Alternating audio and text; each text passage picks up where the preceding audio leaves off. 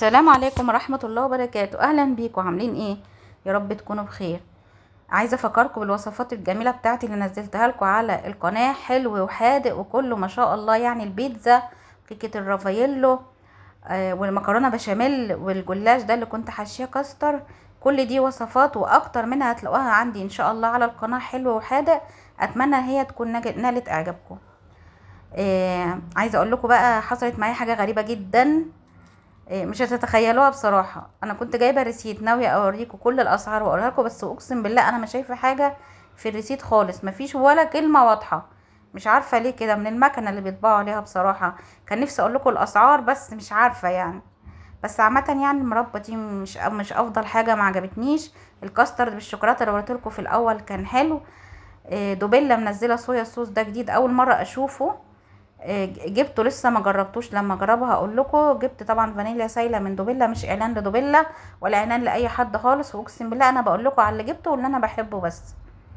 الزيتون هفتحه معاكم وهوريه لكم. انا جايباه جاهز، اول مره اشتري النوع ده، واول مره اشتري زيتون جاهز بالبرطمان بالشكل ده يعني. هوريه لكم وهفضيه واوريه لكم شكله ايه. انما الليمون المعصفر ده كان حلو بصراحه. ده كان حلو يعني، يشبه كتير اللي انا بعمله. مفيهوش طعم لاذع، مفيهوش مواد حافظه.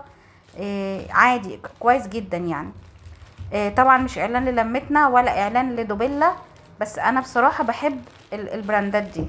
انا بحب منتجات لمتنا، قلت لكم عليها كتير جدا. لسان العصفور بتاعها احسن من اي لسان عصفور موجود في السوق كله بصراحه يعني. هو الوحيد اللي حلو، مش بينشي ولا بيعجن. دي لمتنا تحفه جدا، عملت منه كيك وبعمل منه قرص واستخدمته معاكم اكتر من مره. والمكرونه بتاعتها تحفه ومش بتعجن. طبعا هي عشان لسه جديده بقالها فتره بسيطه يعني، فبتحاول ايه تتوسع وتثبت نفسها في السوق. يا ريت يعني يفضلوا يكملوا على نفس الجوده. البوادي انا بحب حاجتها طبعا. اول حاجه ما تعجبنيش في البوادي هي المربى اللي انا وريتها لكم في الاول، والحمد لله ان هو كان برطمان صغير. الحمد لله يعني. الحاجه اللي كنت دايخه عليها بقالي فتره ومش لاقياها، دايخه عليها جنبي مش لاقياها خالص فعلا فعلا. دي دوبيلا بتاع البيتزا والمخبوزات. ليه بقى؟ لان انا كنت عايزه اعمل سينابون، والسينابون لازم عايز دي يكون في نسبه البروتين عاليه. السينابون والدونات عايز دي يكون نسبه البروتين فيه عاليه، يعني دي معجنات او مخبوزات. فكنت بدور على دوبيلا بقالي فتره كبيره، والحمد لله اخيرا لقيته في السوبر ماركت ده. نسبه البروتين فيه 3.7 من لا 13.7 ان شاء الله يكون حلو جدا في السينابون، وهعمله معاكم وهنشوف النتيجه بتاعته هتكون شكلها ايه. جبت بقى عبوتين لبن كده علشان خاطر كنت عايزه اعمل حاجه حلوه. عملت لكم كبات السعاده واستخدمت فيها اللبن ده. عملت لكم كبات السعاده ونزلتها لكم امبارح او اول امبارح على القناه. اول امبارح ان شاء الله ان شاء الله اعملها وتعجبكم، هتلاقوها تحفه. الحمد لله الحمد لله يعني. انا ما بقولش غير الصدق والصراحه.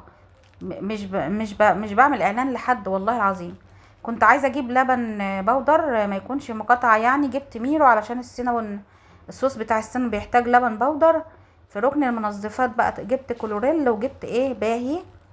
ده ركن المنظفات طبعا عشان انتوا عارفين يعني ما شاء الله ما بنبطلش يعني غسيل.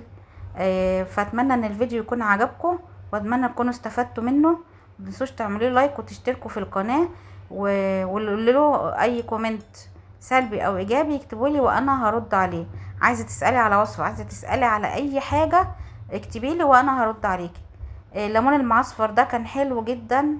الزيتون بقى بصراحه لقيت فيه ايه بقى، لقيت فيه قطع غامقه كده هوريهولكوا دلوقتي. طبعا الزيتون السنه دي او السيزون ده طالع نازل غالي جدا في السوق ب80 وب100 جنيه. فانا قلت على ايه يعني، ما كده كده غالي، ما اشتري برطمان جاهز من بره وخلاص.